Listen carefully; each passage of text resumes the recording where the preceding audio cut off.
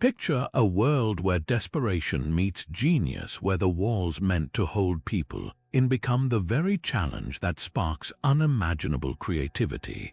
Prison escapes have always been a blend of raw audacity and meticulous planning, but some breakouts go beyond the ordinary, pushing the limits of what we thought possible. Think of tunneling through concrete with nothing but a spoon, disguising yourself as a guard with handmade uniforms, or even hiding inside a mattress during a routine delivery.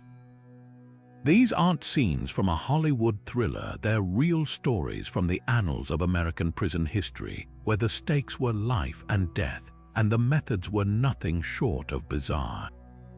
The United States has seen some of the most daring, inventive, and downright strange prison escapes ever recorded. From Alcatraz's infamous vanishing act to lesser-known but equally jaw-dropping feats, each story is a testament to human ingenuity and sometimes sheer luck. Why do these tales captivate us so deeply? Maybe it's the thrill of the underdog, the idea that even in the most controlled environments, the human spirit refuses to be caged. Or maybe it's the sheer absurdity of some of these attempts, where the line between brilliance and madness blurs in the most unexpected ways. Today, we're diving into 31 of the strangest prison escapes in US history, each one more unbelievable than the last. You'll hear about inmates who turned everyday objects into tools of freedom, who exploited the smallest weaknesses in the system, and who vanished into thin air without a trace. Some were caught, some were never found, but every single one left a mark on the prisons they fled and the people who tried to keep them locked away. So buckle up, this isn't just a list of breakouts. It's a journey into the minds of those who refused to stay behind bars and the lengths they went to for one taste of freedom. Let's begin. It began in one of the most secure prisons ever built, a rocky island surrounded by freezing waters and notorious currents. Alcatraz was supposed to be escape-proof, but in June 1962, 3 men proved otherwise. Frank Morris and brothers John and Clarence Anglin spent months plotting an exit, turning their tiny cells into a workshop for freedom, their first stroke of genius. Deception, using soap, toilet paper, and real human hair from the prison barbershop, they crafted lifelike dummy heads, painting them with flesh tones and leaving them on their pillows to fool guards during nighttime counts. But the dummy heads were just the beginning. Behind a false wall in their cells, they'd chipped away at crumbling concrete with spoons and makeshift drills, crawling through a ventilation shaft to reach the prison's roof. From there, they scaled pipes and slid down to the shore, where they inflated a raft stitched together from stolen raincoats, the final touch, paddles made from plywood. Then, under cover of darkness, they vanished into the foggy waters of San Francisco Bay. What happened next is one of history's greatest unsolved mysteries. No trace of the men was ever found, no bodies, no raft, just a few personal belongings washed up on nearby islands. Some believe they drowned in the treacherous currents, while others insist they made it to land and disappeared forever. The FBI closed the case, but years later, a letter supposedly from the Anglin brothers surfaced, claiming they'd survived. Whether it was real or a hoax, one thing's certain: their escape was a masterclass in patience, ingenuity, and sheer audacity. To this day, Alcatraz's most famous fugitives remain a haunting reminder that no prison is truly unbreakable. The mystery of Frank Morris and the Anglin brothers didn't end with their disappearance, it only grew deeper. For decades, investigators and amateur sleuths alike have chased clues, trying to answer the burning question: did they actually survive? The official stance was grim. The FBI concluded the men likely drowned in the frigid, choppy waters of the bay, their bodies swept out to sea. But whispers of their survival persisted, fueled by eerie details. A car was stolen near the island the night of the escape. A raft matching their description was found abandoned on Angel Island, along with footprints leading away from the shore. And then there were the letters. In 2018, a handwritten note surfaced, allegedly from the Anglin brothers, postmarked Brazil. It claimed they'd lived for decades in South America, even including a photo of two elderly men who bore a striking resemblance to John and Clarence. The FBI analyzed the letter but couldn't confirm its authenticity, leaving the door open to both hope and skepticism. Meanwhile, modern recreations of their escape suggest it wasn't impossible. Strong swimmers with precise timing could have made it to land, especially if the tides were in their favor. But beyond the theories, their escape changed Alcatraz forever. The prison, already infamous, became the stuff of legend, a symbol of both impenetrable security and the unstoppable will to break free. Tours today still point out the holes in their cells, the vents they crawled through, the shower room where they rehearsed their plan. Their story even inspired movies, books, and endless debates. Was it luck, skill, or something else that let them vanish? We may never know for sure, but one thing's certain: no prison escape in history has captured imaginations quite like this one. Every detail, from the handmade dummy heads to the raincoat raft, feels ripped from a heist movie, except this was real. And that's why, 60 years later, we're still asking, did they make it? While Alcatraz's escape became legendary for its complexity, another breakout stunned America with sheer audacity: John Dillinger's wooden gun trick. In 1934, the infamous bank robber found himself locked in the Crown Point jail in Indiana, facing trial for murder. The building was deemed secure, with armed guards and thick steel bars, but Dillinger, already a folk hero to some and public enemy number one to others, had no intention of staying put. His plan was shockingly simple yet borderline absurd. Using a piece of wood, a razor, and some shoe polish, he whittled a fake pistol, carving it to resemble a real weapon. Then he darkened it with polish until, in the right light, it looked like cold, blued steel.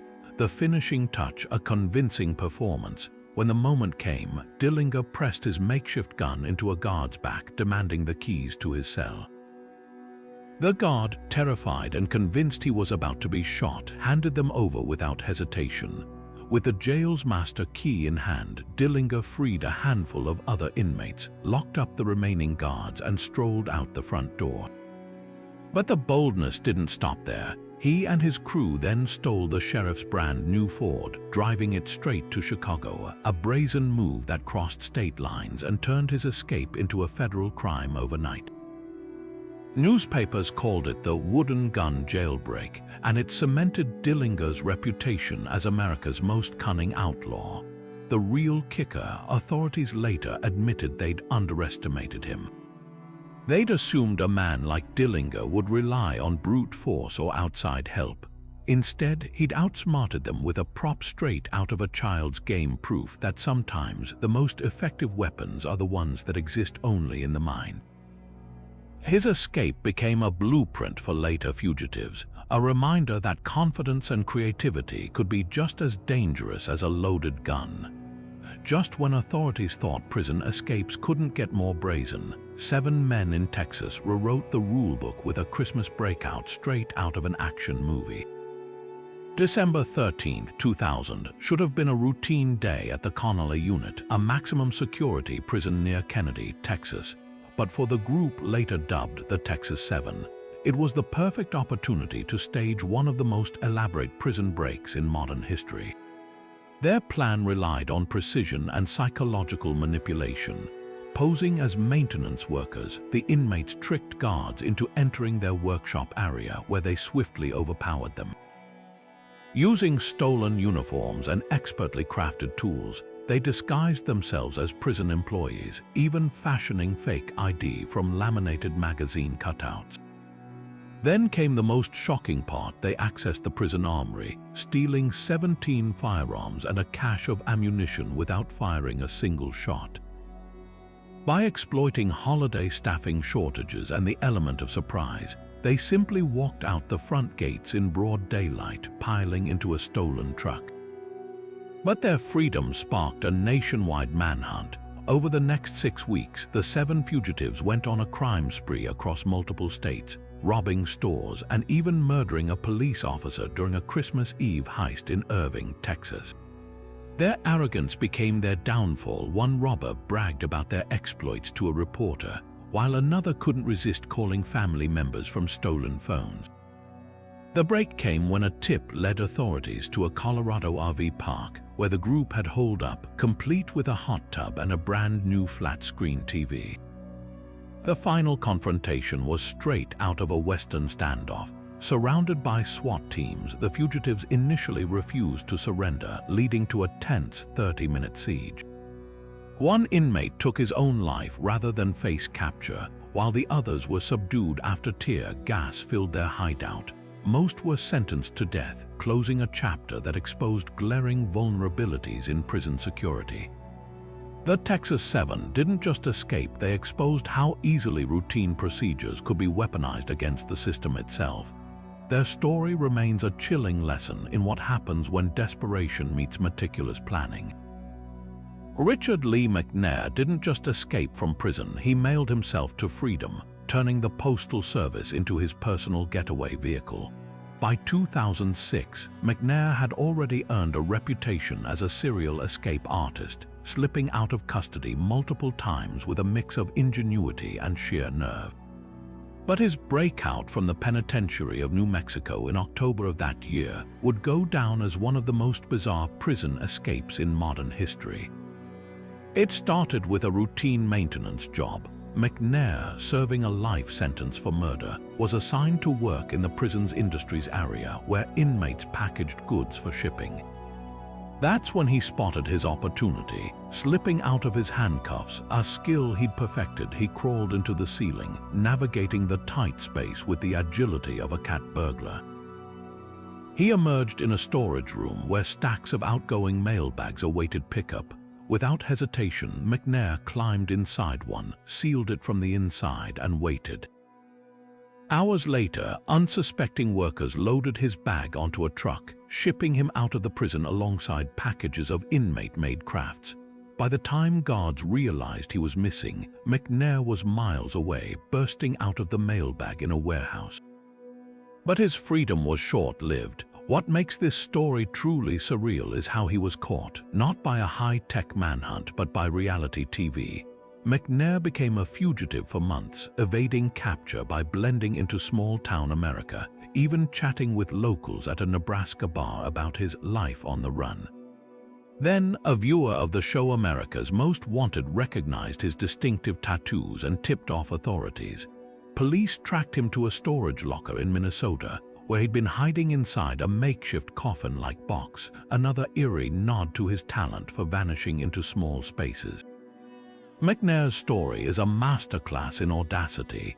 He didn't just exploit prison logistics, he weaponized them, treating the mail system like a subway to freedom. Yet his downfall was equally poetic. After years of outsmarting law enforcement, it was ordinary citizens and the power of television that finally brought him in. His escapes were so brazen that corrections officers later admitted they studied his methods to prevent copycats. But let's be real, few could pull off what McNair did.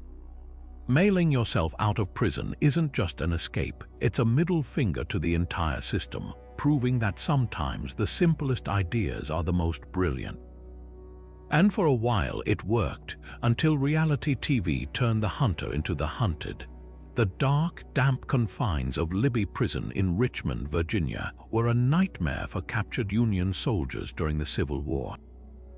Overcrowded, disease-ridden, and notorious for its brutal conditions, it seemed like a fortress of despair until one group of prisoners turned desperation into defiance. In February 1864, 109 men executed what would become the largest and most audacious prison break of the war, using nothing but spoons, pocket knives, and sheer determination. The mastermind behind the escape was Colonel Thomas E. Rose, a Union officer who refused to accept his fate. For weeks, he and a small team of men worked in secret, scraping away at the prison's basement floor with whatever tools they could scavenge. Their goal, a tunnel just wide enough for a man to crawl through, stretching 50 feet from the prison to a nearby tobacco shed outside the walls. The work was grueling, digging through clay and stone in near total darkness, their hands raw and bleeding. To avoid detection, they muffled sounds with blankets, disposed of dirt by scattering it quietly in the prison yard, and even fashioned a makeshift bellows from an old rubber raincoat to pump fresh air into the suffocating tunnel. Then, on the night of February 9th, the plan unfolded. One by one, the men slipped into the tunnel, crawling on their bellies through the narrow passage. The tension was unbearable. Every creak or distant footstep could mean discovery. But by dawn, 109 prisoners had vanished into the frozen Virginia night, scattering in all directions to avoid Confederate patrols. While some were recaptured, over half made it to Union lines, bringing with them harrowing accounts of Libby's horrors that sparked outrage across the North. The fallout was immediate. Confederate officials, humiliated by the breach, scrambled to tighten prison security, but the damage was done. Newspapers on both sides of the war seized on the story, turning the escape into a propaganda victory for the Union and a scandal for the Confederacy. More than just a daring breakout, the Libby prison escape exposed the brutal reality of Civil War prisons, forcing reforms and fueling debates about prisoner treatment that lasted long after the war ended. The tunnel itself became a symbol proof that even in the face of impossible odds, the will to survive could literally move mountains, one spoonful of dirt at a time. The Mays prison breakout wasn't just an escape, it was a military-style operation that turned a helicopter into a battering ram for freedom. In September 1983, 19 members of the Irish Republican Army staged one of the most audacious prison breaks in history, exploiting one critical weakness. Even the most secure facilities rarely plan for an attack from the sky. The plan unfolded with chilling precision. First, IRA sympathizers hijacked a civilian helicopter at gunpoint, forcing the pilot to fly to the prison grounds. As guards watched in disbelief, the chopper hovered over the exercise yard where inmates had been strategically positioned. One prisoner, brandishing a smuggled handgun, took control of the situation, ordering the pilot to land. Within minutes, armed men rappelled down ropes, overwhelming guards with sheer shock and firepower. The inmates piled into the helicopter, which then lifted off, vanishing into the countryside before reinforcements could arrive. 19 men escaped that day, leaving behind a prison system humiliated and a government scrambling to explain how its most secure facility had been breached from above. The audacity of the Mays escape finds a strange parallel in the story of Joel Kaplan, the American businessman who pulled off his own helicopter jailbreak, but with a very different flavor. Unlike the IRA's violent takeover, Kaplan's escape from a Mexican prison in 1971 was a sleek, Hollywood-worthy caper. Convicted of a murder he always denied, Kaplan allegedly paid a pilot $50,000 to swoop into the prison courtyard during visiting hours. As bystanders gaped, he sprinted across the yard, leapt onto the skids, and was whisked away to freedom. The brazen midday escape made international headlines, with Kaplan eventually resurfacing in the US, where he lived openly for years without extradition. What makes these two escapes so fascinating is how they reflect their eras and contexts. The Mays breakout was a paramilitary strike born from the tensions of the Troubles, a stark, violent protest against British rule. Kaplan's escape, by contrast, was the work of a wealthy individual leveraging money and privilege to bend the system. Both exposed the same truth: no matter how high the walls, human ingenuity and sometimes sheer desperation will always find a way over, under, or straight through them. Helicopter escapes became so notorious that prisons worldwide began installing anti-aircraft nets and strict no-fly zones. Yet the legend lives on, a reminder that when it comes to breaking out, sometimes the sky's not the limit, it's the shortcut. Even the tightest security couldn't contain the sheer determination of Richard Matt and David Sweat, two inmates who turned Clinton Correctional Facility into their personal escape workshop. In June 2015, this maximum security prison in Dannemora, New York, became the stage for one of the most meticulous jailbreaks in modern history, blending engineering precision with outright theatricality. For months, the duo worked under the radar, exploiting every flaw in the system. Their first move was seduction, literally. They manipulated a female prison worker into smuggling them tools by showering her with affection and promises of a future together. With her help, they smuggled in everything from hacksaw blades to screwdrivers, hiding them in frozen meat that was later thawed out in their cells, but their most shocking tool. A slab of raw hamburger meat, not for eating but for silencing. They'd rub it against metal surfaces to muffle the sound of their nighttime grinding, outsmarting guards who walked past their cells unaware. Then came the physical labor. Each night they chiseled through the steel walls of their adjoining cells, crawling into the labyrinth of pipes behind the prison's infrastructure. Through a maze of steam tunnels and catwalks, they eventually reached the facility's outer walls. Here, they pulled off their most audacious feat, drilling through a 2-foot-thick brick wall with power tools, popping out near a manhole cover on the street outside.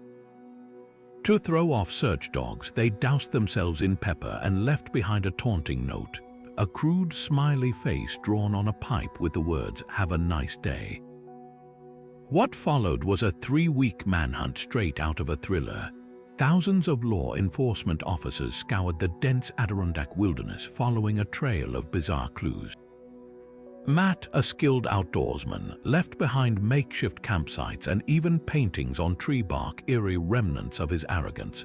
Sweat, meanwhile, proved eerily elusive, surviving on stolen supplies and sheer stamina. The chase ended in dramatic fashion. Matt was shot and killed after allegedly pointing a rifle at officers, while Sweat was captured just miles from the Canadian border, wounded but alive after a trooper spotted him jogging down a rural road. Their escape exposed shocking gaps in prison oversight, corrupt staff, lax tool checks, and even a culture where inmates could manipulate their environment unchecked. But beyond the headlines, Matt and Sweat's story endures as a dark testament to patience and creativity. They didn't just escape, they engineered their freedom, turning everyday items into weapons against the system.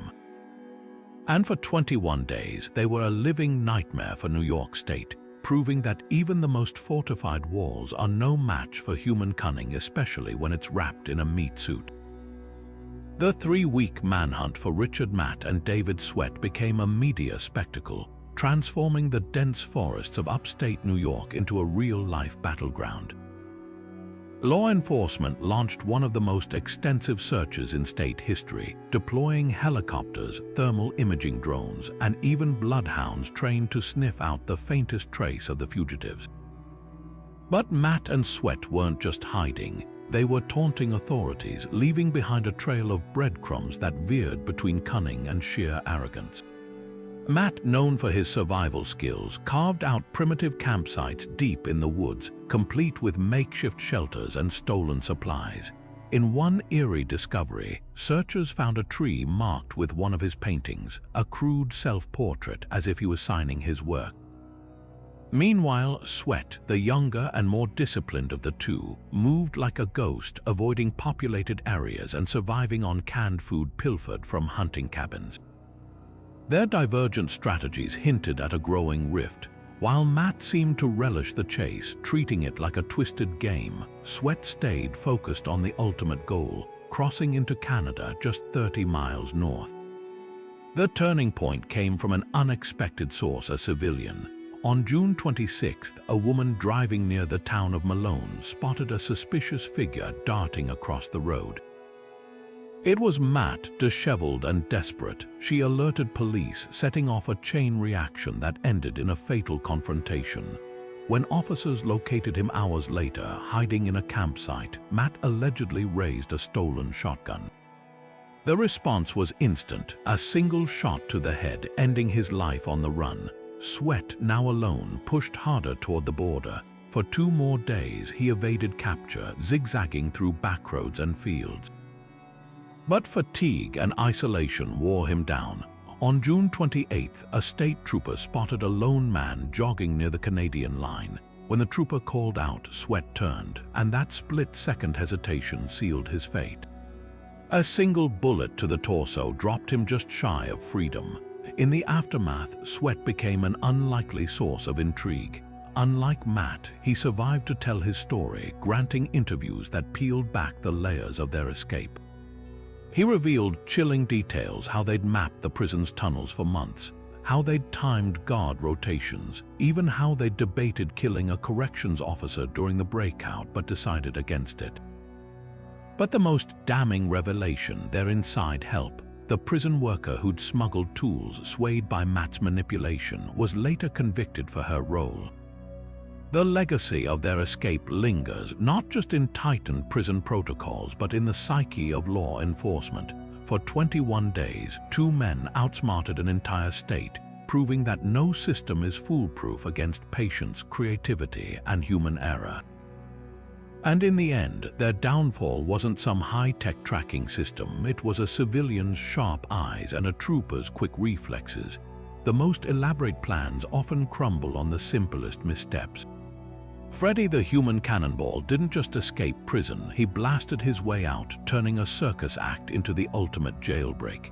In 1926, the carnival performer found himself locked up in a Missouri penitentiary after a bar brawl gone wrong. But Freddy had a skill few inmates could claim. He'd spent years as a human cannonball, launching himself through the air for cheering crowds. And when the prison warden approved a one-day circus performance to boost morale, Freddy saw his chance. The day of the show, inmates and guards gathered in the yard, eager for entertainment. Freddy's act was the main attraction, a towering cannon pointed skyward. As the crowd held its breath, he climbed inside, clad in his signature sequined outfit. The fuse was lit, the cannon roared, and Freddy soared over the prison walls in a cloud of smoke, landing in a waiting getaway car just beyond the fence. By the time guards realized what happened, he was already miles away, leaving behind nothing but stunned faces and a very empty cannon. The public couldn't get enough of the stunt. Newspapers dubbed it the Great Cannon Escape, and for weeks debates raged. Was it sheer brilliance or reckless luck? Some argued Freddy had planned it all along, noting how conveniently the car had been positioned. Others insisted it was a spontaneous act of desperation, a man literally risking his life for freedom.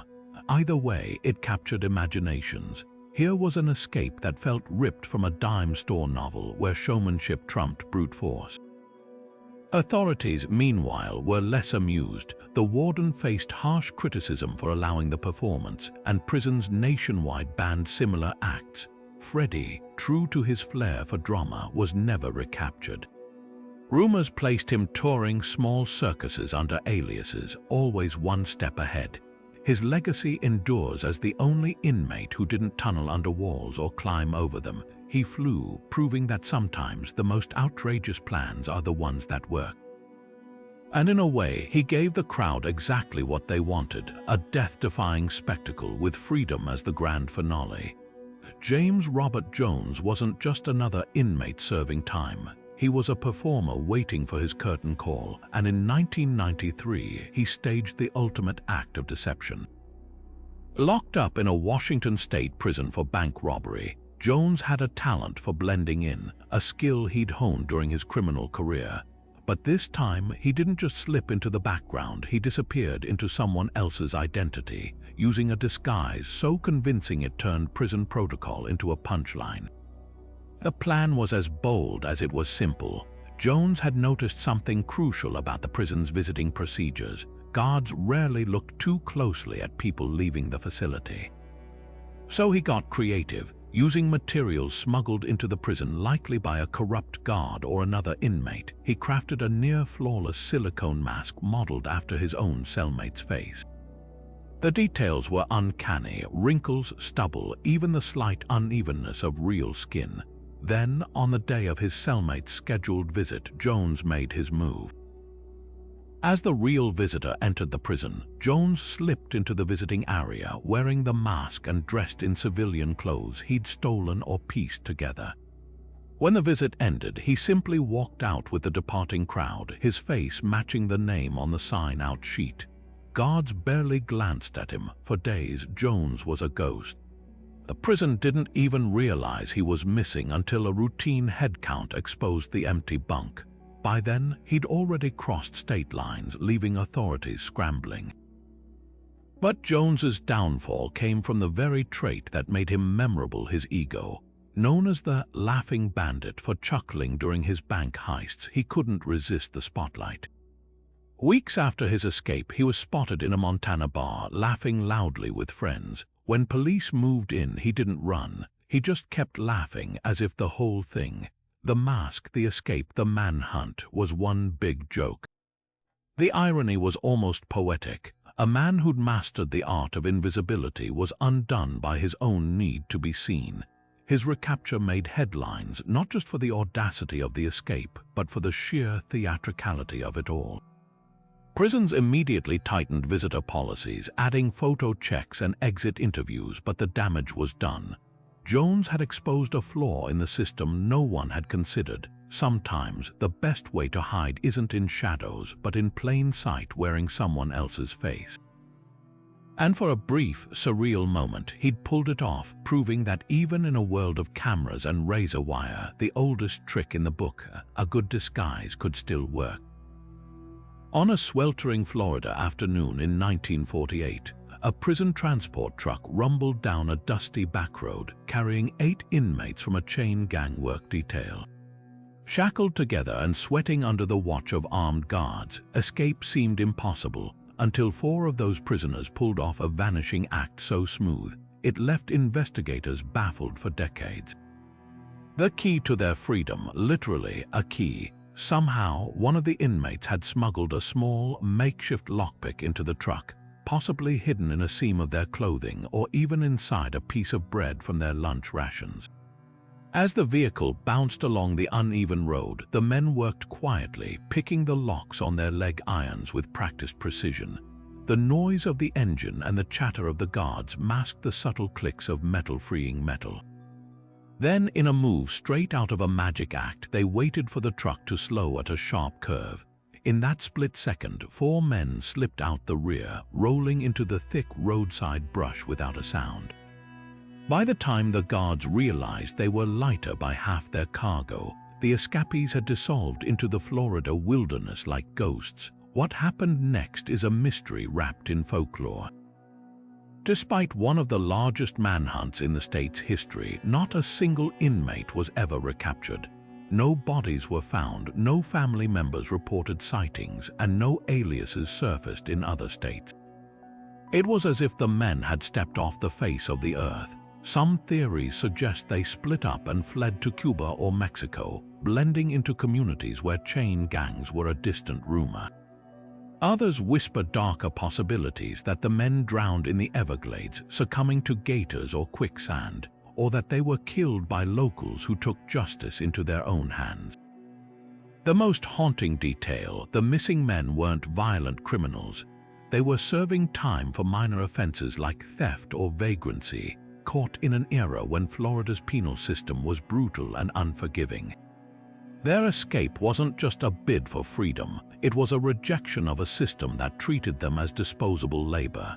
And in vanishing without a trace, they achieved something rare: a clean break, leaving behind no trail, no regrets, and no closure for the authorities who'd written their names in the ledger of unfinished business. To this day, their fate remains one of prison history's most tantalizing unanswered questions, proof that sometimes the best escapes aren't the loudest, but the ones where silence wins. Robert Stroud, the infamous Birdman of Alcatraz, is a name wrapped in layers of myth thanks largely to Hollywood. The image of a gentle, bird-loving inmate, immortalized by Burt Lancaster in the 1962 film, couldn't be further from reality. Stroud was a violent, manipulative figure who spent decades in solitary confinement, not for rehabilitating sparrows, but for stabbing a guard to death in Leavenworth. Yet, despite his notoriety, one myth persists: that he masterminded an escape from Alcatraz. The truth: Stroud never even tried to break out of the rock. But that doesn't mean he wasn't scheming. Locked in a cell with little more than his birds and books, Stroud turned his isolation into a twisted kind of entrepreneurship. His real plot wasn't tunneling through walls, it was fermenting rebellion from within. Using fruit smuggled from the prison kitchen, he brewed homemade alcohol in secret, hiding the concoction in hollowed-out books or under his mattress. This wasn't just prison hooch, it was a currency. Guards, some struggling with their own demons, could be bribed with a swig of his potent brew in exchange for favors, extra writing paper, contraband tools, even snippets of information about the prison's weak points. But Stroud's ambitions went beyond small-time bartering. At one point, he allegedly plotted to use his alcohol trade to orchestrate a larger disturbance, a riot or diversion that might create chaos enough for an escape. He'd studied the prison's routines, knew which guards were vulnerable to corruption, and even mapped out blind spots in the surveillance. Yet for all his cunning, the plan never materialized. Some say he lacked allies, others believe the warden caught wind and tightened restrictions. Either way, Stroud's reputation as an escape artist is pure fiction. What makes his story fascinating isn't what he did, but what he symbolized. Alcatraz didn't just hold inmates, it broke them, and Stroud, for all his intelligence, was no exception. His escape attempts were less about freedom and more about control, a way to assert dominance in a world designed to strip him of it. The irony: the man who supposedly tamed birds spent his life caged, not by steel bars but by his own infamy. Hollywood gave him wings, but history clipped them. The real Birdman didn't fly, he fermented. The Kentucky Fried Chicken getaway of 1977 might be one of the most delicious prison breaks in history, not because it was successful, but because it proved even the most half-baked plans can taste like freedom, if only for a few hours. Two inmates at the Kentucky State Reformatory, James Russell and William Austin, had been eyeing the prison's weekly KFC delivery for months. The routine was always the same. A white-paneled van would pull up to the service entrance, guards would sign for the buckets of fried chicken, and the driver would leave without a second glance. That predictability was their golden ticket. On the day of the escape, Russell and Austin timed their move perfectly. As the delivery van backed into its usual spot, they slipped into the shadows near the loading dock. When the driver stepped inside to collect his paperwork, they made their move crawling into the van's rear compartment, burying themselves under stacks of empty cardboard chicken buckets. The smell alone should have given them away, but in the chaos of meal distribution, no one noticed the extra cargo. The van drove off, and for the first time in years, the two men tasted fresh air instead of prison food. Their freedom, however, was as short-lived as a cold French fry. Hours later, police caught up with the van after the driver reported suspicious noises coming from the back. When officers yanked open the doors, they found Russell and Austin still clutching half-eaten buckets of chicken, their faces slick with grease and sheer disbelief. The scene was almost comical. Two grown men caught red-handed, not with stolen cash or weapons, but with drumsticks and coleslaw. What makes this escape unforgettable isn't the ingenuity, it's the sheer humanity of it. These weren't masterminds plotting for months. They were hungry men who saw a chance and took it, consequences be damned, and in a way they won. For a few glorious hours they weren't inmates. They were just guys in a van, eating chicken, pretending the world outside still belonged to them. That's the real twist. Sometimes the dumbest escapes are the most relatable. Who hasn't dreamed of ducking responsibility, even for an afternoon, with a bucket of comfort food and a wide open road? The only difference, most of us don't get caught with crumbs on our shirts. Richard McCoy Jr. wasn't just any fugitive, he was a man who seemed to take inspiration from America's most infamous skyjacker, D.B. Cooper. 2 months after Cooper vanished into the night with $200,000 and a parachute, McCoy pulled off his own airborne heist with almost identical precision. The similarities were uncanny, hijacking a commercial airliner, demanding ransom, and parachuting into obscurity. But while Cooper became a legend, McCoy's story took a darker turn, one that led him straight to prison, and then to one last, desperate leap for freedom. McCoy's first escape wasn't from prison but into infamy. In April 1972, he boarded a United Airlines flight in Denver, clad in a suit and tie like any other businessman. Then came the twist. He handed a flight attendant a handwritten note claiming he had a bomb. His demand, $500,000 and 4 parachutes. When the plane landed to deliver the cash, McCoy forced the crew back into the air, then leapt out over Utah with the money strapped to his chest. It was a near-perfect copy of Cooper's playbook, right down to the calm demeanor. But McCoy made one critical mistake. He couldn't resist bragging. Within days, an ex-Army buddy tipped off the FBI, linking him to the crime through his handwriting and prior skydiving experience. Arrested and sentenced to 45 years, McCoy found himself in Lewisburg Federal Penitentiary, a fortress designed to hold the most dangerous criminals. Yet even there, his audacity didn't fade. In August 1974, he and another inmate scaled a 14-foot prison wall using a makeshift ladder, dropping into a waiting getaway car. For weeks, McCoy taunted authorities, sending letters to newspapers boasting about his freedom. But his arrogance proved fatal. 2 months later, Virginia police cornered him in a parking lot. When McCoy reached for what they thought was a gun, officers opened fire, cutting short the life of a man who dreamed of outdoing Cooper's myth. The McCoy-Cooper connection remains one of the great unsolved debates. Some theorists insist McCoy was Cooper himself, pointing to their identical methods and McCoy's known obsession with the case. Others argue he was merely a copycat, capitalizing on Cooper's notoriety. Either way, McCoy's story adds a chilling layer to the Cooper legend, proof that myths can inspire real danger, and that even the boldest escapes often end where they began, in a cell or a body bag.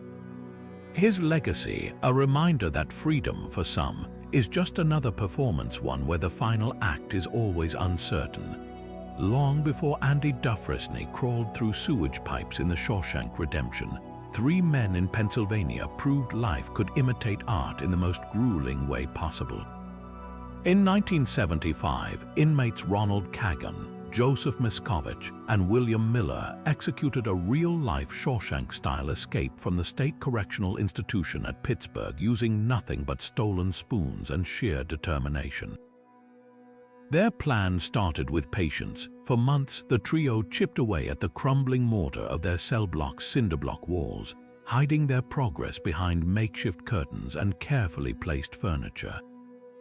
Unlike the film's dramatic tunnel through rock, these men faced a more mundane but equally daunting obstacle: the prison's aging infrastructure. The walls, weakened by decades of moisture, gave way easier than expected, but the real challenge came next. Behind the bricks lay a maze of utility tunnels, dark, cramped, and crawling with rats. Undeterred, they squeezed through, inch by inch, carving a path toward freedom with spoons they'd sharpened into makeshift chisels. The parallels to Shawshank don't end there. Just like Andy, they timed their breakout during a thunderstorm, using the noise to mask the sound of their final push through an exterior wall. But here's where reality diverged from Hollywood. Instead of emerging into a sunlit meadow, they found themselves knee-deep in a muddy hillside behind the prison, scrambling through bushes as alarms wailed in the distance. Their freedom, however, was short-lived.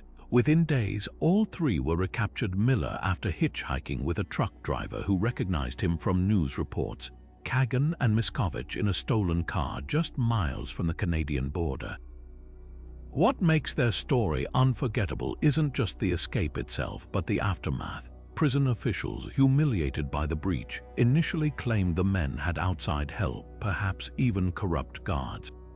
But the truth was simpler and more damning. They'd exploited systemic neglect, the crumbling walls, the unpatrolled tunnels, the lack of routine maintenance. All of it added up to a glaring vulnerability. In the wake of their escape, the state poured millions into renovating the facility, but the legend endured.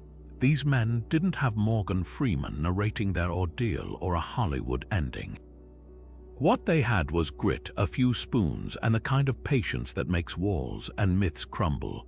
And while their names faded into obscurity, their legacy lives on every time someone watches Shawshank and wonders, could that really happen? The answer, it turns out, is yes, just with a lot more mud and far less glamour.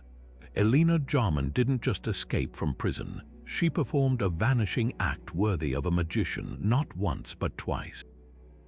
Known as the blonde alibi for her knack for slipping out of legal trouble, Jarman turned deception into an art form. In 1934, she was serving time at the Cook County Jail in Chicago for forgery and fraud, but confinement couldn't dull her sharp instincts for manipulation. Her first escape was a masterclass in playing the system. Feigning a sudden and severe illness, she collapsed in her cell, convulsing so convincingly that guards rushed her to the prison infirmary. What happened next was pure theater. A female visitor, either an accomplice or an unwitting pawn, was brought in to assist with her care. In the chaos of the moment, Jarman swapped clothes with the woman, blending seamlessly into the role of a concerned bystander. By the time anyone noticed the switch, she'd already strolled out the front gate, leaving behind nothing but a discarded prison uniform and a room full of baffled officials.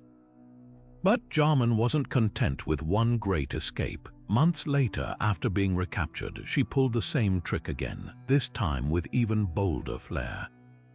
Hospitalized under heavy guard for another mystery ailment, she drugged a nurse's coffee, stole her uniform, and walked out in broad daylight. The audacity was staggering. Most fugitives would have changed tactics, but Jarman doubled down, exploiting the same weakness in the system, the assumption that no one would dare try the same scheme twice. Her legend grew not just from the escapes themselves, but from the way she weaponized perception. Guards saw a frail, sick woman, not a threat. Visitors saw a distraught friend, not an imposter. Jarman understood something fundamental about human nature. People believe what they expect to see, and in a world where women were often underestimated, she turned societal biases into her greatest asset. The aftermath was as murky as her methods. Some claim she fled to Europe, living lavishly under an alias funded by her past scams. Others insist she quietly resurfaced in America, her later years spent in obscurity. Whatever the truth, her story endures as a testament to the power of illusion, and the unsettling fact that sometimes the most dangerous criminals aren't the ones with guns, but the ones who know exactly how to disappear in plain sight. Glenn Shirley wasn't just another inmate at California's Folsom Prison. He was a man whose voice could stop a crowded yard dead in its tracks. By 1956, his country ballads about hard time and heartbreak had already earned him a cult following among prisoners and guards alike. So when the warden approved a rare prison talent show, Shirley saw more than a chance to perform. He saw a shot at freedom wrapped in a guitar solo. The setup was almost too perfect. Shirley had been handpicked to join the prison band, a privilege that came with one crucial perk: civilian clothes for the performance. As he took the stage that night in a borrowed button-down and jeans, no one thought twice about the man crooning into the microphone. Between songs, he joked with the guards, even dedicating a tune to the warden, all part of the act. Then, during the band's final number, Shirley did the unthinkable. As the crowd clapped along, he casually set down his guitar, waved to the audience like any performer would, and walked straight off the side of the stage. And kept walking. By the time anyone realized he wasn't headed backstage, Shirley had already slipped through a service exit, blending into the night like a road-weary musician after a gig. The genius of his escape wasn't in brute force or complex planning. It was in psychology. He didn't run. He performed his way to freedom, exploiting the one blind spot every prison has: routine. Guards were trained to watch for shivs and tunnels, not a man doing exactly what he was supposed to do. For 3 weeks, Shirley stayed gone, hitchhiking across state lines with nothing but the cash from his pockets and the sheer audacity of his stunt. His recapture came not from some high-tech manhunt, but from his own restless creativity. He couldn't resist playing a honky-tonk bar under his real name, where an off-duty cop recognized his voice from radio requests. What makes this escape legendary isn't the time Shirley bought on the outside, but the sheer elegance of the con. He didn't break out of prison, he sang his way out, turning the system's own distractions against itself. In the end, even the guards admitted it was hard to stay mad at a man who'd given them such a good show before and after the curtain fell. Leonard Fristow didn't need tunnels or disguises, just a pile of horse manure and the kind of stomach-turning grit few could muster. In 1923, locked up in Nevada's Churchill County Jail for killing 2 sheriff's deputies, Fristow faced a death sentence with zero incentive to stay put. But his breakout wasn't about brute force, it was about becoming invisible, literally. The jail's trustees' low-risk inmates tasked with chores would haul waste from the stables in a wooden wagon.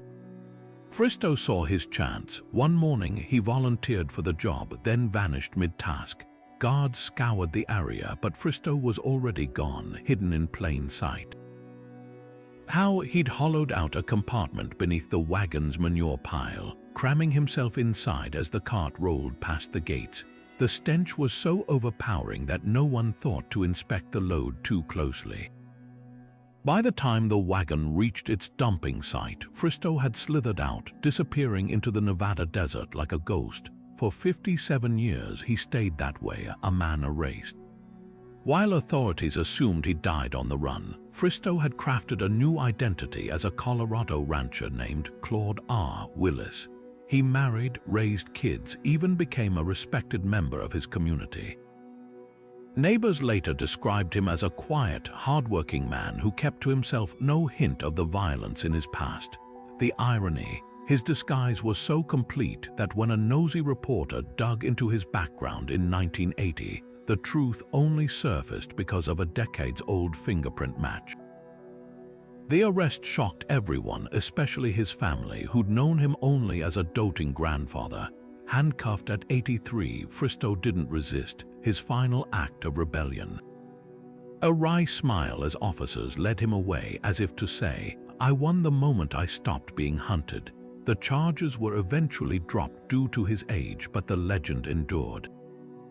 Fristow's escape wasn't just about outrunning the law. It was about rewriting his life so thoroughly that even time couldn't catch up, and for half a century it worked. The man who once hid in filth died free, proving that sometimes the boldest escapes aren't measured in miles but in years. Most prison escapes involved tunneling under walls or climbing over them, but 3 men in Florida tried something far more daring. They turned the ocean into their highway to freedom. In 2005, inmates Richard McNair, Luis Rodriguez, and Brian Hogan found themselves locked up at Okeechobee Correctional Institution, a prison surrounded by swamps and razor wire.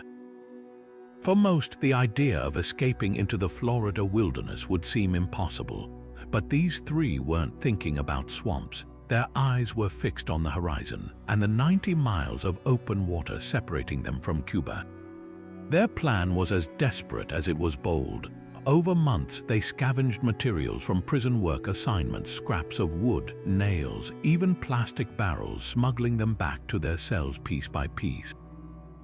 Under the cover of darkness, they assembled their makeshift raft in a secluded corner of the prison yard, lashing together planks with rope and wiring stolen from maintenance sheds.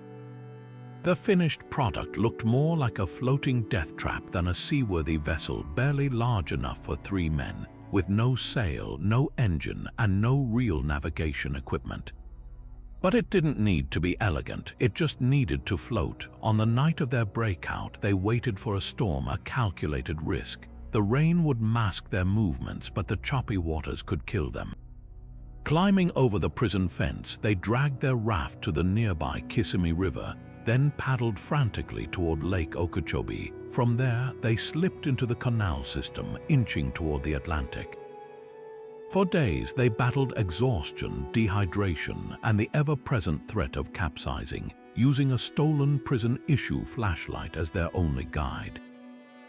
Miraculously, they reached the open ocean, but the ocean had other plans. Currents pulled them south, far off course from their intended path to the Bahamas.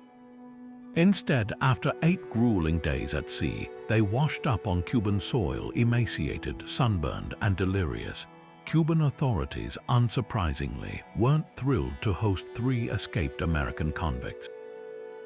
Within hours, they were detained, then handed back to U.S. custody in a diplomatic handoff that made headlines on both sides of the Florida Straits. The irony was inescapable. These men had risked everything to flee America, only to be returned by a country synonymous with defections. Their journey became a twisted punchline, proof that no matter how far you run, the world has a way of circling back. But for those 8 days, bobbing on that raft under a merciless sun, they'd tasted something rare, a freedom so vast it stretched beyond borders, beyond laws, beyond even the sea itself. And in the end, that may have been the point all along, not to win, but to try. Harry Houdini didn't just perform magic, he bent reality to his will, and in 1916, he turned an entire prison into his stage. The stunt seemed impossible. Walk into a locked cell at Boston's Charles Street Jail, strip down to nothing but his underwear, and escape in front of skeptical reporters and stone-faced guards. No tools, no tricks, just pure skill. But Houdini wasn't just showing off. He was proving a point that no cage could hold him, not even one built to break the toughest criminals. The jail was no ordinary venue. Its iron doors and thick walls had confined some of New England's most notorious felons. Yet when Houdini stepped inside cell 13 that day, he treated it like any other performance. Guards frisked him, checked his mouth and ears for hidden picks, even made him cough to ensure nothing was concealed. Satisfied, they slammed the door shut, the lock clicking into place with finality. The crowd outside held its breath, minutes ticked by. Then, just as murmurs began to spread, Houdini strolled out unharmed, unshackled, and grinning like a man who just outwitted the universe. How did he do it? Theories abound. Some say he'd palmed a thin lockpick, hiding it in the creases of his skin. Others insist he'd studied the cell's mechanism beforehand, exploiting a flaw in the design. But the real magic was in the psychology. Houdini knew guards would focus on the obvious, his clothes, his pockets, while overlooking the human body itself as a tool. A tensed muscle could conceal, a strategic flex could distract, and when the world watched, he turned their assumptions into the very trap that set him free. The fallout was immediate. Newspapers splashed the story across front pages, dubbing him the man no jail can hold. More crucially, his stunt ignited a fire in the minds of future escape artists. Suddenly, prisons weren't just barriers. They were challenges to be conquered, puzzles to be solved. Inmates from Alcatraz to Sing Sing would later cite Houdini as inspiration, proving that even the most secure locks were only as strong as the imagination testing them. But here's the twist: Houdini's greatest trick wasn't the escape itself. It was the way he framed it. By inviting scrutiny, by making the impossible look effortless, he didn't just defy physics, he rewrote the rules of the game. And in doing so, he handed every would-be fugitive after him a priceless lesson. Sometimes the best way out isn't through force, but through flair. After all, if a man in his underwear could walk out of a maximum security cell in broad daylight, what else might be possible? The answer, it turns out, is everything. Stephen J. Russell didn't break out of prison. He talked his way out, twisting the legal system into knots so brazen that even judges couldn't keep up. By 1995, the con artist turned jailhouse lawyer had already earned a reputation for manipulating the system. But his most audacious escape wasn't about brute force or stealth. It was about playing the ultimate long con, right under the noses of the people sworn to keep him locked up. Russell's first trick was mastering the law itself. While incarcerated in Texas, he spent every spare moment poring over legal textbooks, memorizing case rulings, and filing endless motions, not just for himself but for other inmates. Guards dismissed it as busy work until they realized he was weaponizing every loophole he uncovered. His breakthrough came when he noticed a technicality in his sentencing paperwork, a clerical error so minor most wouldn't give it a second glance. But for Russell, it was a golden ticket. He filed a motion arguing his sentence was invalid due to the mistake, and when an overworked judge rubber stamped his release without closer scrutiny, he simply walked out the front door. But Russell's most infamous escape was yet to come. After being recaptured, he staged a performance so outrageous it defied belief. He faked AIDS. For months, he meticulously studied medical textbooks, memorizing symptoms and drug regimens. Then he began losing weight dramatically, coughing violently during roll call, even faking lesions with makeup smuggled in by visitors. Prison doctors, overwhelmed and wary of contagion, transferred him to a hospital, where Russell promptly stole a doctor's lab coat, strolled past security, and vanished. What makes Russell's escapes unforgettable isn't just the creativity, it's the sheer gall. He didn't tunnel under fences, he exploited blind spots in bureaucracy. His weapons weren't lockpicks or disguises, but paperwork and psychology. Each breakout was a calculated performance, designed to prey on the system's laziness, fear, or simple lack of attention. The final irony, Russell's undoing came not from some high-tech manhunt, but from his own ego. After one escape, he couldn't resist calling his former prison to gloat. Authorities traced the call, and this time they made sure his paperwork was bulletproof. Yet even behind bars, his legend grew. Guards started double-checking every motion he filed. Judges scrutinized every comma. In the end, Russell's greatest legacy wasn't his freedom. It was the paranoia he left in his wake, a reminder that the most dangerous escapes don't always happen in the shadows. Sometimes they happen in broad daylight, dressed in a suit and tie, with a perfectly filed motion in hand. On a crisp October afternoon in 1906, the Nebraska State Penitentiary erupted in rare excitement. A visiting baseball team from a local college had arrived to play the inmates. Guards ushered the players through the gates, barely glancing at the young men in matching uniforms as they filed into the yard. No one noticed the two prisoners watching with particular interest from the sidelines, their minds already spinning a plan so simple it bordered on genius. John Dowd and William Davis had spent weeks studying the routines of these exhibition games. They knew the pitchers threw fast but wild, the infielders had sloppy footwork, and most importantly, the visiting team always left through the same gate they entered, with minimal security checks. As the game stretched into the late innings, Dowd and Davis made their move. During a chaotic seventh-inning stretch, while guards were distracted by a heated argument at home plate, they cornered two college players near the showers, offering to help carry equipment. Moments later, they emerged wearing borrowed uniforms, caps pulled low, casually falling into line with the visiting team. The disguise was flawless at first. They matched the gait of tired athletes, slinging gloves over their shoulders and joking loudly about bad calls. But baseball, as it turns out, has unwritten rules one's only real players know.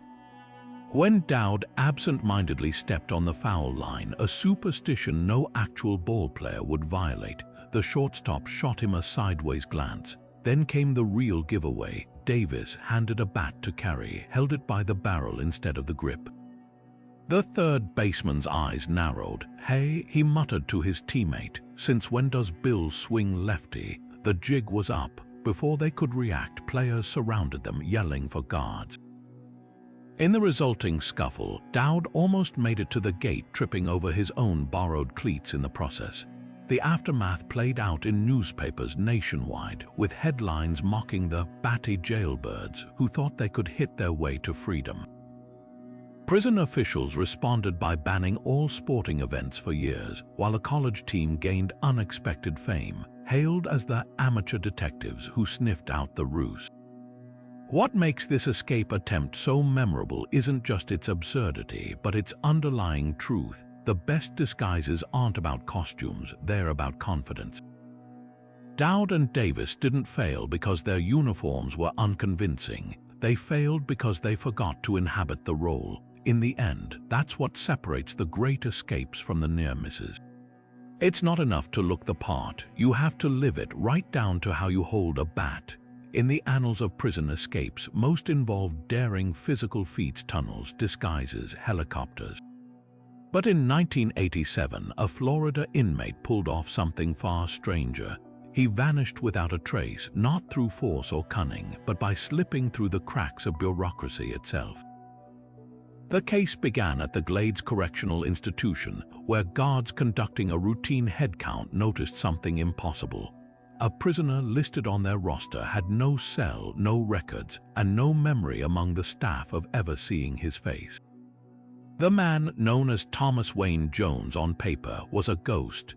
Investigators traced the name back to admission logs and realized with growing horror that Jones had been processed into the prison months earlier, but no one could recall actually handling his intake. Security footage showed no such inmate. His fingerprints matched no records. Even his inmate photo turned out to be a stock image from an old ID catalog. The truth slowly dawned. Jones had never been there. Someone had exploited a flaw in the prison's record-keeping system, inserting a fictitious prisoner into the roster as cover for another inmate's escape. Here's how it likely worked. When a real prisoner identity still unknown disappeared, an accomplice inside or outside the system added Thomas Wayne Jones to the logs, backdating his paperwork to blend in. Overworked clerks drowning in files didn't question the discrepancy. Guards, trusting the system, assumed he'd been transferred or released. By the time anyone noticed, the trail had gone cold.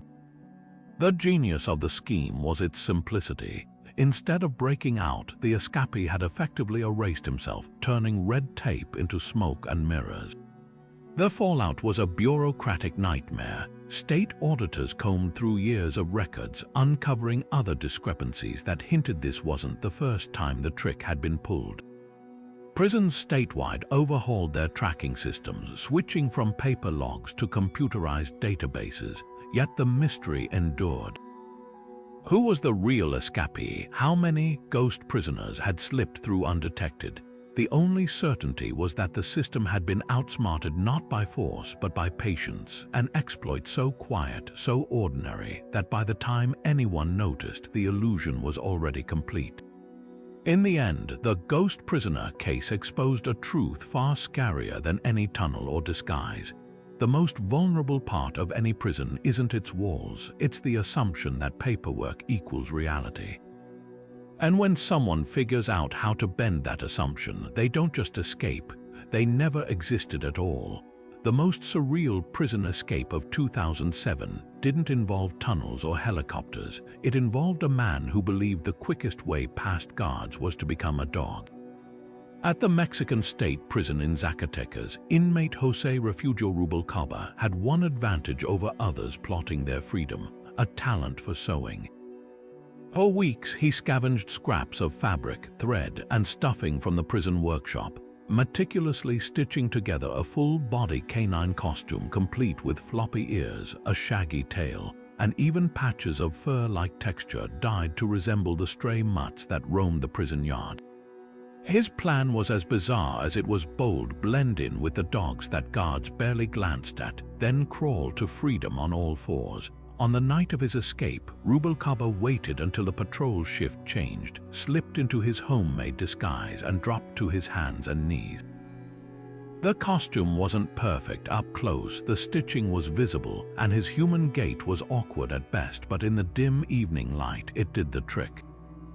Guards later admitted they'd seen a dog lingering near the fence but thought nothing of it. By the time anyone realized the prison was one inmate short, Rubalcaba was already miles away, his dog suit discarded in a ditch. The fallout was immediate. Newspapers ran headlines like "Inmate Goes Undercover as Canine," while prison officials, red-faced, installed new motion sensor lights and cracked down on fabric smuggling. What makes Rubalcaba's escape extraordinary isn't just the absurdity, it's the stark contrast to similar attempts in the US, where inmates tried and failed to replicate the stunt with far less finesse. In 2014, a Florida prisoner cobbled together a crude dog mask from a mop head and attempted to scurry past a guard tower. He made it exactly 6 feet before an officer barked, "Hey, that's not a dog." In another case, a Missouri convict covered himself in mud and leaves, hoping to mimic a stray's mangy coat, only to be caught when he forgot dogs don't wear orange prison socks. The key difference, Rubalcaba understood that realism wasn't about the costume alone. It was about timing, environment, and psychology. American attempts relied on guards being inattentive, his relied on them being conditioned. In Zacatecas, stray dogs were part of the scenery, invisible to overworked staff. By exploiting that blindness, he turned the mundane into the ultimate camouflage. His story raises an unsettling question. How many other escapes have succeeded not because of perfection, but because they hid in the system's blind spots not as threats but as background noise? Rubalcaba's freedom was short-lived. He was recaptured months later, not due to any flaw in his plan, but because he couldn't resist visiting family. Yet his legacy endures in prison security training worldwide, where guards are now taught to scrutinize not just what's out of place, but what's too perfectly in it. Because sometimes the most dangerous escape artist isn't the one who scales the walls, but the one who convinces you he was never there at all, just another stray in the shadows. In 2016, 2 Florida inmates pulled off a legal heist so brazen it left judges and prison officials reeling. They didn't break out, they paperworked their way to freedom. Joseph Jenkins and Charles Walker were serving life sentences at Franklin Correctional Institution for unrelated murders, but instead of plotting tunnels or disguises, they turned their attention to the system's most sacred currency, official documents. Their scheme was shockingly simple in concept but flawless in execution. Using contraband computers and printers smuggled into the prison, they forged a series of court orders complete with bogus case numbers, judge signatures, and even the official seal of Orange County. The documents claimed their sentences had been reduced to 15 years, making them eligible for immediate release. But the real stroke of genius, they didn't just forge the paperwork, they weaponized bureaucracy itself. The forged orders were filed with the clerk's office, slipping into the system unnoticed amidst thousands of legitimate filings. Overworked clerks, trained to process paperwork, not scrutinize it, rubber-stamped the releases without a second glance. By the time Jenkins and Walker strolled out of prison, no dramatic runs, no hiding, they'd already been erased from the system. Guards handed them their belongings, shook their hands, and wished them luck, completely unaware they'd just been duped.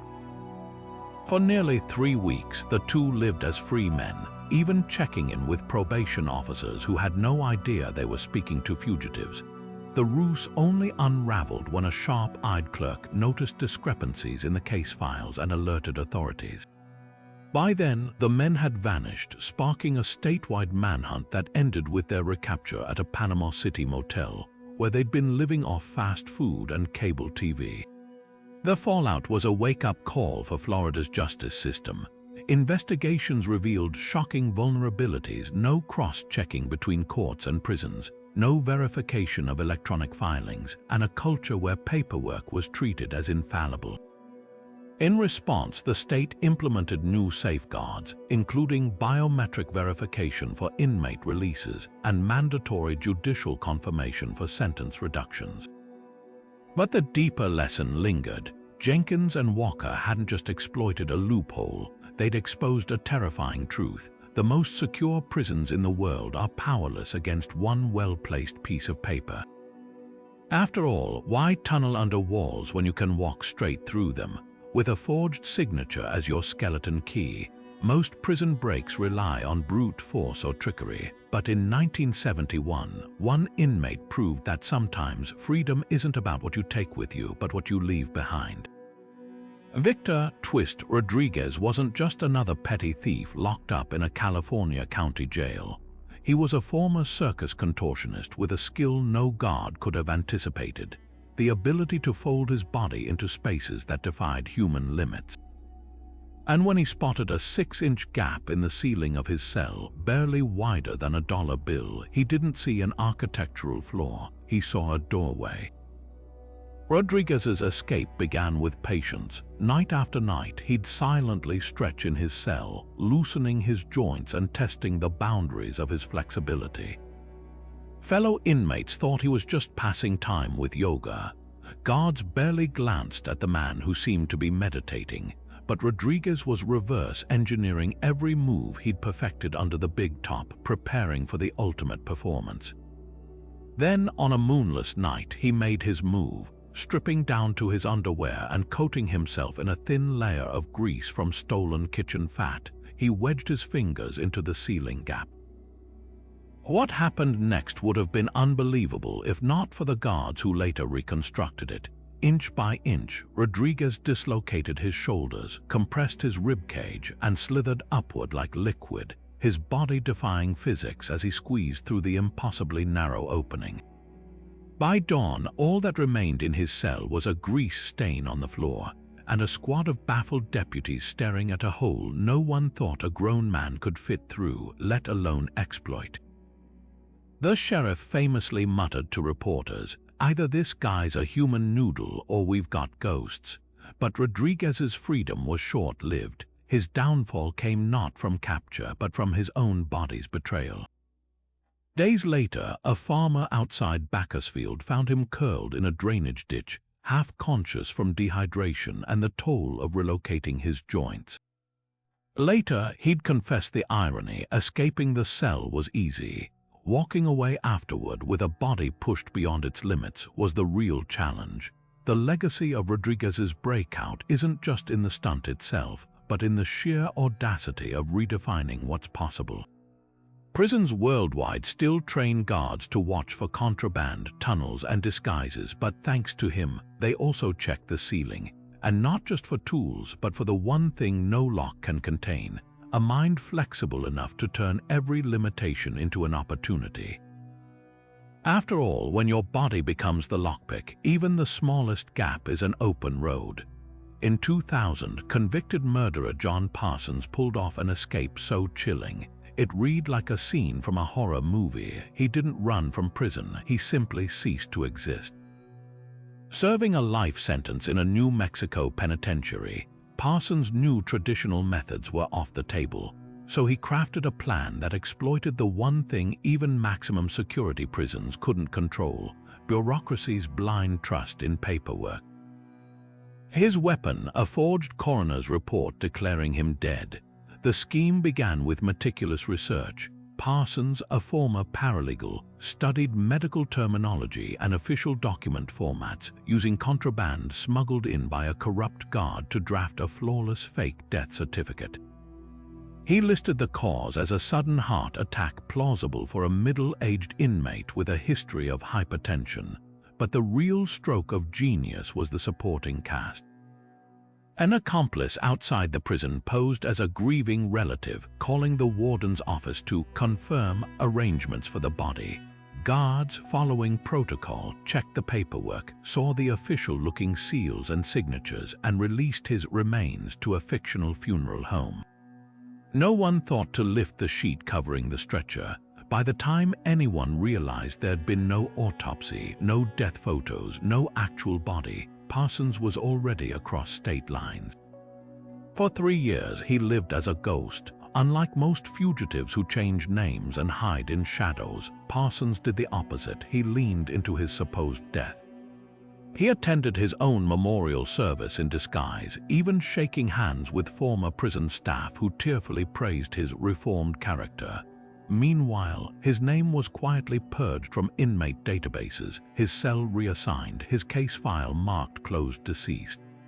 The system, it seemed, had swallowed its own lie. His recapture was pure irony. Parsons' downfall wasn't a slip-up or a tip, it was his own nostalgia. In 2003, he couldn't resist visiting his childhood home in Colorado. A neighbor, startled to see a dead man mowing the lawn, called police. When officers arrived, Parsons didn't run. He just smiled and said, "Took you long enough." The aftermath sent shockwaves through the corrections world. Prisons overhauled death verification processes, requiring DNA tests and mandatory viewings by medical staff. But the deeper lesson was harder to fix. Systems built on paperwork are only as strong as the people who trust it. Parsons didn't exploit a flaw in security. He exploited faith in the system itself, and for 3 years that faith let a living man walk free, while a paper corpse took his place behind bars.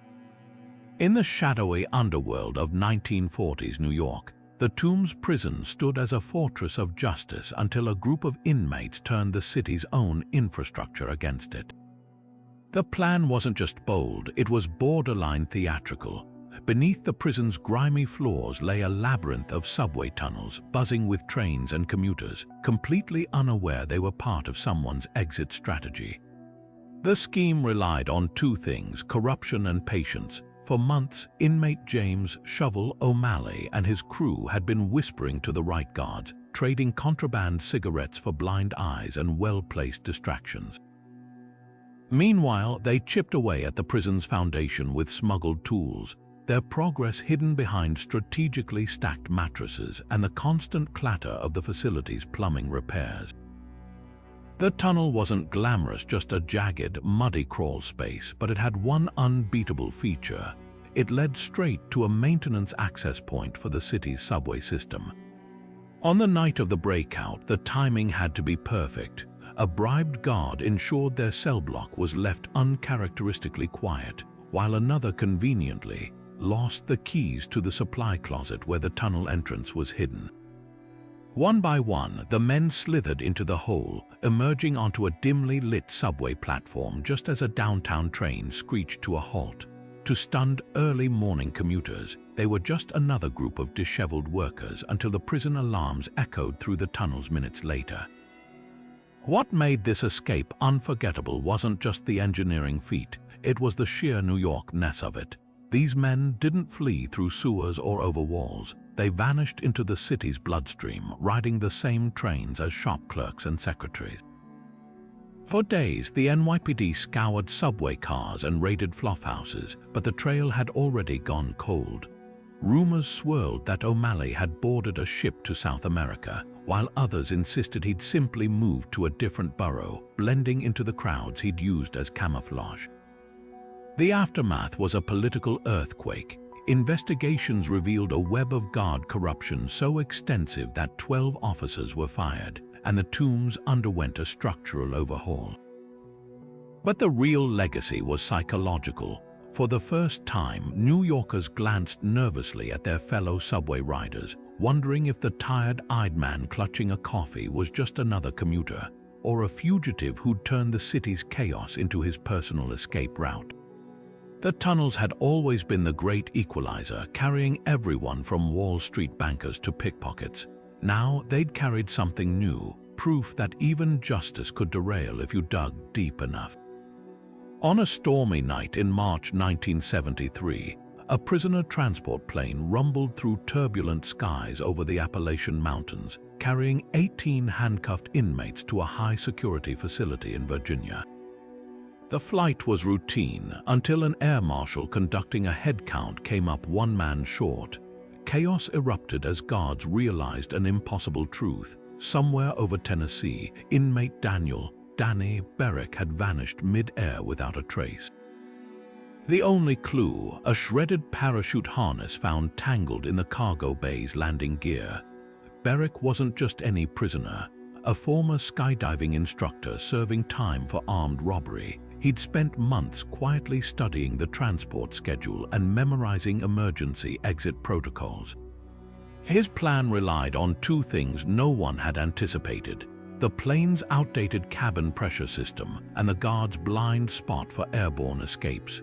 Witnesses later recalled Berrick faking severe airsickness moments before his disappearance, convincing his escorts to uncuff him briefly to use the onboard toilet.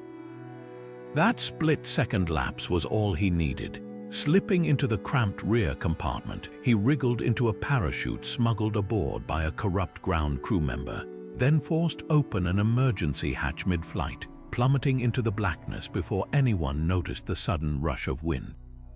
What happened next is one of law enforcement's greatest enduring mysteries. Search teams scoured the dense forests below, finding only the parachute's torn canopy snagged on a pine tree. No footprints led away from the site. No stolen vehicles were reported in nearby towns. Even more baffling, the parachute wasn't civilian grade. It was military surplus designed for high-altitude stealth drops. Had Breakout planned this for years, waiting for the perfect transport route? Did he have accomplices waiting with supplies? Theories abounded. Some insisted he died on impact, his body swallowed by the wilderness. Others swore they'd seen him years later in Central America, running a small flight school under an assumed name. The case rewrote prison transport protocols forever. Airlines retrofitted planes with tamper-proof hatches, and marshals began shackling inmates to their seats for entire flights. But the legend of the phantom parachutist endures, a ghostly reminder that for some, freedom isn't just about breaking out, it's about choosing your own vanishing point, even if that point is 10,000 feet above solid ground. To this day, no one knows if Breakout's last jump was a desperate gamble or the climax of a master plan. All we know is that when the clouds parted that night, the sky gave up no answers, just an empty harness swaying in the wind and a question mark etched into penal history. Hollywood makes prison escapes look effortless. Just shimmy through a ventilation shaft and voila, you're free. But in 1989, one Florida inmate learned the hard way that movies aren't instruction manuals. James Patrick Nelson, serving time for burglary at the Union Correctional Institution, had a plan ripped straight from Mission Impossible: navigate the prison's labyrinth of air ducts like a silver screen hero. There was just one problem: real-life ventilation systems aren't designed for dramatic getaways. Nelson's breakout began with meticulous observation. He'd noticed the ducts in his cell block were covered by flimsy grates, secured with screws that could be loosened with a smuggled butter knife. For weeks, he mapped the system's layout by listening to the echoes of guards' footsteps through the metal, sketching crude diagrams on scraps of paper. His moment came during a thunderstorm when the roar of rain masked the sound of grinding metal as he pried open a vent and slithered inside. The first few feet went smoothly. Then reality set in. The ducts narrowed sharply, forcing Nelson to contort his body at impossible angles. Unlike Hollywood's spacious, clean conduits, these were lined with jagged seams and decades of dust, choking his lungs as he inched forward. Worse, the system wasn't a straight shot to freedom. It branched into dead ends and vertical shafts with no handholds. After hours of crawling, Nelson found himself wedged in a tight junction, unable to advance or retreat. What happened next was pure irony. Guards didn't discover him through a frantic search. They were alerted by other inmates who'd grown tired of his muffled screams echoing through the vents. Rescue teams had to dismantle entire sections of ductwork to extract him, emerging covered in grease and dust while Nelson, dehydrated and shaking, begged for water. The media dubbed it the Mission Implausible Escape, but the real punchline came later. During repairs, maintenance crews found Nelson's notes, including a scribbled quote from the movie, should you choose to accept it. The failed heist left a lasting mark on prison design. Facilities nationwide upgraded vent covers with tamper-proof bolts and installed motion sensors in ductwork. Yet Nelson's legacy isn't just a cautionary tale. It's a darkly comic reminder that real life lacks Hollywood's editing magic. No dramatic score swells when you're stuck in a metal tube, and the only mission accomplished is surviving the humiliation of being fished out like a clogged hairball. Sometimes the only thing harder than breaking out of prison, admitting you should have just stayed in your cell. The truck rolled through the gates of the Alabama Department of Corrections like clockwork. Same driver, same route, same clipboard signatures exchanged without a second glance. Delivery vehicles were part of the prison's background noise, invisible to guards conditioned to focus on inmates, not the machinery that kept the facility running. That's exactly what made them the perfect escape route for inmate Stephen Williams in 2014. His plan didn't involve digging, disguises, or daring climbs. Instead, he vanished inside the prison's own supply chain, tucked away in a hidden compartment so ingenious it took investigators days to figure out how he'd slipped through their fingers. Williams, serving a 20-year sentence for robbery, had spent months observing the rhythms of the prison's laundry service. Every week, a contractor's truck arrived to collect soiled linens, its rear compartment stuffed with bags no one ever searched too thoroughly.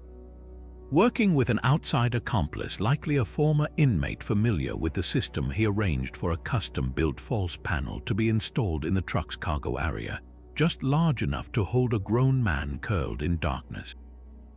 The compartment was lined with sound-dampening foam to muffle any movement, and its entrance was disguised as part of the truck's interior wall, complete with fake bolts to blend in. On the day of the escape, Williams timed his move perfectly. During the chaotic shift change, when guards were distracted by roll call, he ducked into the laundry room and slipped inside the hidden space moments before the truck doors slammed shut. The driver, either unaware or complicit, completed his pickup routine and drove off without hesitation. For Williams, the next hour was a claustrophobic nightmare, jostled by every bump, struggling to breathe in the airless compartment as the truck rumbled toward freedom. But it worked. By the time prison officials realized he was missing, he was already miles away, celebrating his breakout in a cheap motel with fast food and cable TV. His undoing came from the oldest mistake in the fugitive playbook: complacency. Instead of vanishing into the wilderness or crossing state lines, Williams holed up just 30 minutes from the prison, convinced his plan was foolproof. But when motel staff noticed a suspiciously disheveled man paying cash for a long-term room and refusing housekeeping, they tipped off police. The SWAT team that raided his room found him lounging in bed, surrounded by takeout containers and a half-packed duffel bag. Proof that even the slickest escapes can unravel when human nature kicks in. What makes this breakout unforgettable isn't its complexity, but its chilling efficiency. Williams didn't overpower guards or forge documents. He exploited the prison's own rhythms, turning monotony into a weapon. In the aftermath, Alabama prisons scrambled to implement new delivery truck inspections, including random sweeps with metal detectors and K9 units. But the real lesson was harder to fix. When systems rely too much on routine, they stop seeing the threats hiding in plain sight. Williams' freedom lasted barely 72 hours, but his legacy lingers, a reminder that sometimes the best hiding place isn't underground or overhead. It's right under your nose, disguised as just another part of the daily grind. The legacy of these 31 escapes isn't just measured in tightened security protocols or humiliated prison officials. It's etched into the very DNA of how we think about confinement and freedom.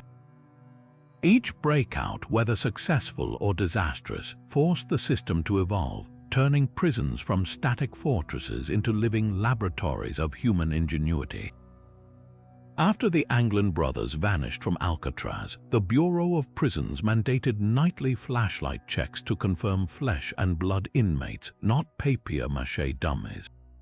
When Richard McNair mailed himself to freedom, facilities worldwide began X-raying outgoing parcels, treating mailbags like potential Trojan horses, and Stephen J. Russell's legal loophole exploits. They sparked an era of cross-referenced electronic records where no release order goes unverified, but the most profound changes often came from the least dramatic escapes. The Florida ghost prisoner who never existed prompted biometric tracking in over 200 facilities, proving that sometimes the quietest breaches leave the loudest echoes. Pop culture, of course, couldn't resist these real-life heists. Hollywood latched onto the drama, churning out films like Escape Plan, where Sylvester Stallone's character outsmarts an inescapable prison, a premise ripped straight from Frank Morris' Alcatraz playbook. Even Orange is the New Black's riot plotline owes a debt to the Texas Seven's coordinated chaos. But the most telling tribute might be Prison Break, where the protagonist's body tattoos hide blueprints, a nod to the meticulous planning of Clinton Correctional's meat grinder escape. These stories resonate because they tap into a universal fantasy, beating a system designed to break you. Audiences don't root for the crimes that landed these men behind bars, they cheer for the underdog spirit that refuses to stay caged. Yet beneath the Hollywood gloss lies a darker truth: the toll on those left behind.